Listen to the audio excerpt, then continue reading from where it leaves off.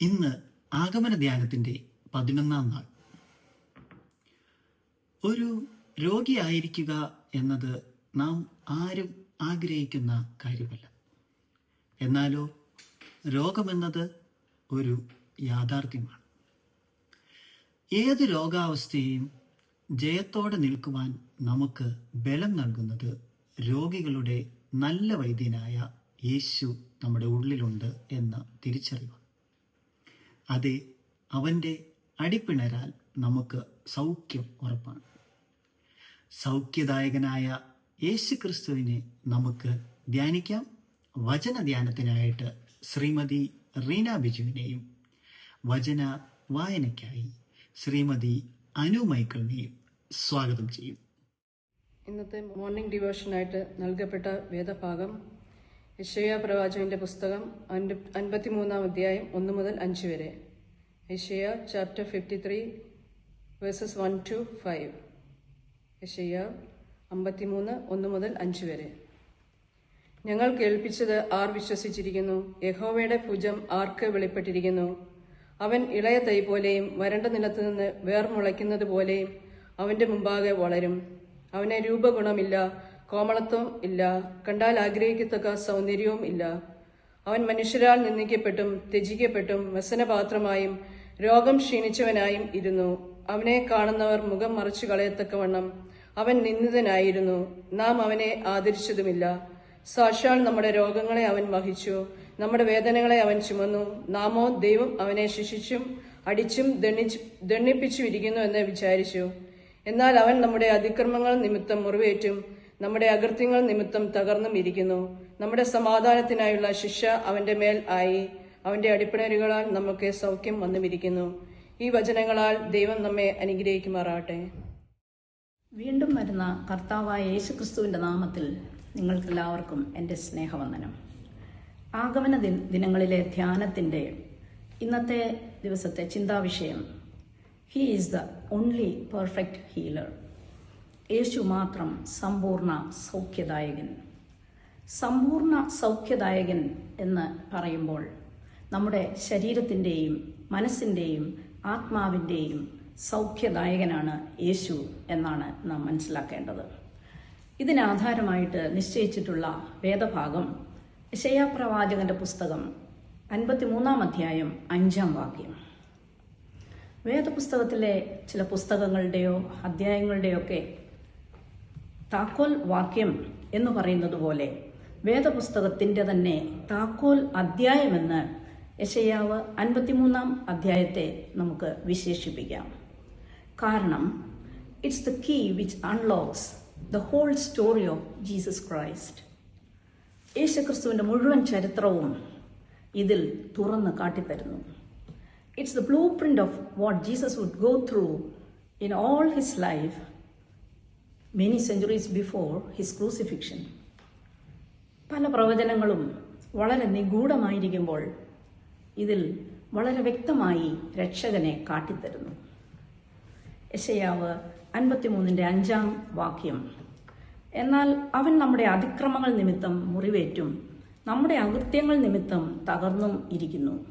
നമ്മുടെ സമാധാനത്തിനായുള്ള ശിക്ഷ അവന്റെ മേലായി, അവന്റെ അടിപ്പിണരുകളാൽ നമുക്ക് സൗഖ്യം വന്നുമിരിക്കുന്നു. ആദാമ്യ പാപം നിമിത്തം മരണം ലോകത്തിൽ വന്നു. നാം പാപികളാണെന്ന് ദൈവവചനം നിസ്സംശയം നമ്മെ മനസ്സിലാക്കി തരുന്നു. എല്ലാവരും വഴിതെറ്റി ഒരുപോലെ കൊള്ളരുതാത്തവരായി തീർന്നു. നന്മ ചെയ്യുന്നവനില്ല, ഒരുത്തൻ പോലുമില്ല എന്ന് സങ്കീർത്തനം 14:3 പറയുന്നു. 1 യോഹന്നാൻ 1:8 നമുക്ക് പാപമില്ല എന്ന് നാം പറയുന്നുവെങ്കിൽ നമ്മെ തന്നെ വഞ്ചിക്കുന്നു എന്നും പറഞ്ഞിരിക്കുന്നു. ജ്ഞാനിയായ ശലോമോനും സഭാപ്രസംഗി 7:20 പറയുന്നു, പാപം ചെയ്യാതെ നന്മ മാത്രം ചെയ്യുന്ന ഒരു നീതിമാനും ഭൂമിയിൽ ഇല്ല. ഭൂമിയിൽ മനുഷ്യന്റെ ദുഷ്ടത വലിയതെന്നും അവന്റെ ഹൃദയവിചാരങ്ങളുടെ നിരൂപണമൊക്കെയും എല്ലായ്പ്പോഴും ദോഷമുള്ളതെന്നും യഹോവ കണ്ടു.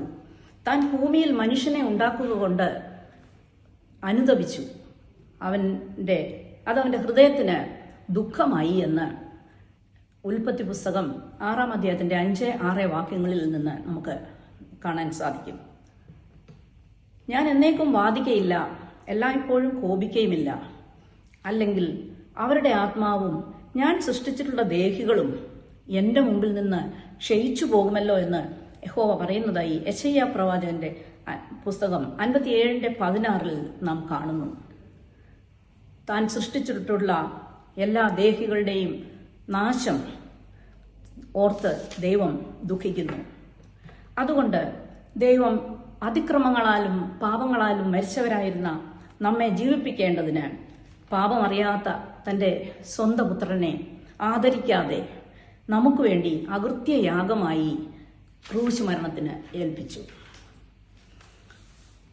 നമ്മുടെ സമാധാനം ഇല്ലാതാക്കുന്ന സകല രോഗങ്ങളെയും വേദനകളെയും പാപങ്ങളെയും ശാപങ്ങളെയും അവൻ വഹിച്ചു.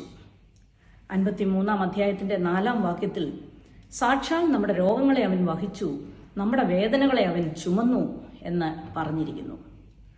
5-ാം വാക്യത്തിൽ എന്നാൽ അവൻ നമ്മുടെ അതിക്രമങ്ങൾ നിമിത്തം മുറിവേറ്റും നമ്മുടെ അകൃത്യങ്ങൾ നിമിത്തം തകർന്നും ഇരിക്കുന്നു എന്ന് പറഞ്ഞിരിക്കുന്നു. നമ്മുടെ പാപങ്ങൾ നിമിത്തമാണ് അവൻ മുറിവേറ്റതും തകർന്നതും എല്ലാം.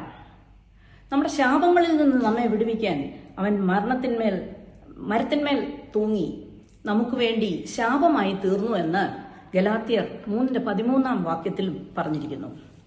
അങ്ങനെ നമ്മുടെ പാപവും ശാപവും രോഗവും എല്ലാറ്റിൽ നിന്നും ഉള്ള നമ്മുടെ സമാധാനത്തിനായുള്ള ശിക്ഷ അവന്റെ മേൽ ആയി. അവന്റെ അടിപ്പിണരുകളാൽ നമുക്ക് സൗഖ്യം വന്നുമിരിക്കുന്നു.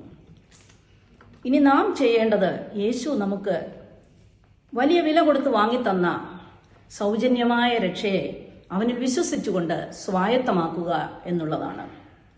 യോഹന്നാൻ 3-ാം അധ്യായത്തിന്റെ 14, 15, 16 വാക്യങ്ങളിൽ മോശ മരുഭൂമിയിൽ സർപ്പത്തെ ഉയർത്തിയതുപോലെ മനുഷ്യപുത്രനെയും ഉയർത്തേണ്ടതാകുന്നു. അവനിൽ വിശ്വസിക്കുന്ന ഏവനും നിത്യജീവൻ പ്രാപിക്കേണ്ടതിന് തന്നെ. തന്റെ ഏകജാതനായ പുത്രനിൽ വിശ്വസിക്കുന്ന ഏവനും നശിച്ചു പോകാതെ നിത്യജീവൻ പ്രാപിക്കേണ്ടതിന് ദൈവം അവനെ നൽകുവാൻ തക്കവണ്ണം ലോകത്തെ സ്നേഹിച്ചു. ഇതാണ് core of the Bible and core of the gospel. നമുക്കൊരു രക്ഷ ഉണ്ടെന്നുള്ള പ്രത്യാശ. ഈ യേശുവിൽ വിശ്വസിച്ച് നിത്യജീവൻ പ്രാപിപ്പാൻ നമ്മെ ഏവരെയും ദൈവം തന്റെ പരിശുദ്ധാത്മാവ് മുഖാന്തരം സഹായിക്കട്ടെ. നമുക്ക് പ്രാർത്ഥിക്കാം. മഹാപരിശുദ്ധനായ ഞങ്ങളുടെ സ്വർഗീയ പിതാവേ, അങ്ങയുടെ പുത്രനായ യേശുക്രിസ്തുവിന്റെ കാൽവറി യാഗം കർത്താവെ ഞങ്ങളുടെ ഓരോരുത്തരുടെയും രക്ഷയ്ക്കും ഞങ്ങളുടെ അനുഗ്രഹത്തിനും ആക്കി തീർക്കണമേ. ഞങ്ങൾ ആ ദൈവത്തിന്റെ മുഖത്തേക്ക് നോക്കി, ആ കുരിശിലെ സ്നേഹത്തേക്ക് നോക്കി ഞങ്ങളുടെ രക്ഷയെ പ്രാപിപ്പാൻ തക്കണം ഞങ്ങൾക്ക് ഏവർക്കും ഇടയാക്കണമേ. യേശുവിന്റെ നാമത്തിൽ തന്നെ ആമേൻ.